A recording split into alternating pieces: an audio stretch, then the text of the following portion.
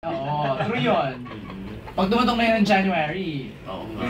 another Pag year. another year na naman, bumababa lalo. Hindi kakayanin na. Kaya yan. Oo.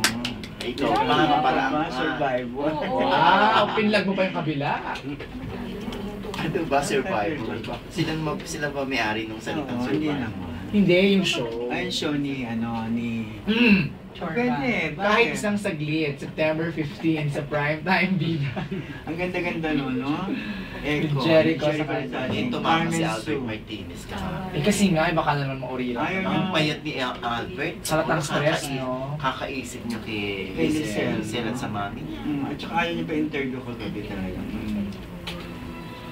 Eh, ganun talaga mo. May nangyari pa nga dyan na ano. Anong kwento ni Miss F ang naalala niyo?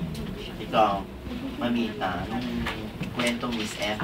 Yung nahulog sa ano yung kanyang Ah, yung Nahulog yung upper and lower.